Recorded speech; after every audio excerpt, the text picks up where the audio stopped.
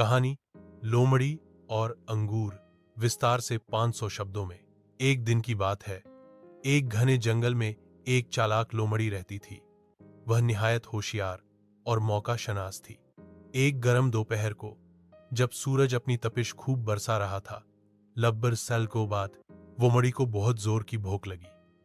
वो जंगल में अधर उधर खाने की तलाश में घूमने लगी, लेकिन असे कहीं भी कुछ खाने को न मिला। चलते चलते वो एक बाग के करीब पहुंची। वहां उसने देखा कि एक अंगूर की बेल दरखत से लगी हुई है, पर चढ़ी हुई है और उस पर ताजा रस भरे अंगूरों के खूबसूरत गुच्छे लटक रहे हैं। अंगूर देखकर उसके मुंह में पानी भर आया। वह खुश हो गई और दिल ही दिल में सोचने लगी, अगर मैं यह अंगूर खा लूं तो न सिर्फ मेर ये भूख मुट जाएगी, बल्कि मैं ताजा दम भी हो जाऊंगी। लोमड़ी ने फौरन इंगूर हासिल करने की कोशिश की। उसने छलांग लगाई, लेकिन इंगूर बहुत ऊंचे थे। वो थोड़ा पीछे हटी और दौड़कर जोर से उछली, लेकिन फिर भी ही नाकाम रही। उसने की बार कोशिश की, कभी बाएं जानिब से, कभी दाईं जानिब से, और एक बार तो वो दरखत की शाख पर चढ़ने की भी कोशिश करने लगी, मगर हर बार इसकी कोशिश राई गा गई। कुछ देर बाद वो थक गई।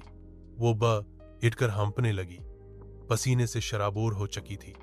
वह थककर हाँफने लगी, पसीने से तरबतर हो चुकी थी।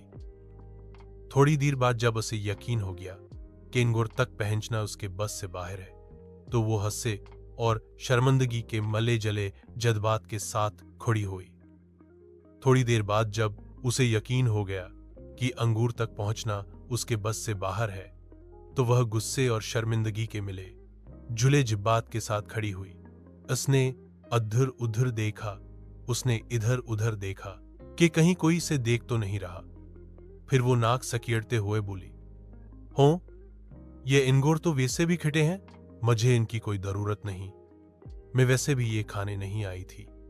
ये कहकर वो नाक उचकाकर वापस जंगल की तरफ चल दी, जैसे उसे अंगूरों की कोई परवाह ही ना हो। लेकिन हकीकत यह थी कि वह अंगूर प्राप्त न कर सकने की वजह से शर्मिंदा थी। अपनी नाकामी को छिपाने के लिए उसने अंगूरों को ही बुरा कहना शुरू कर दिया। दरअसल यह सिर्फ एक बहाना था, ताकि वह खुद को और दूसरों को यह दिखा सके कि वह हारी नहीं, बल्कि उसने खुद अंगूर खाने का इरादा तर्क कर दिया। कहानी से हासिल सबक, अल्लाही पैगाम।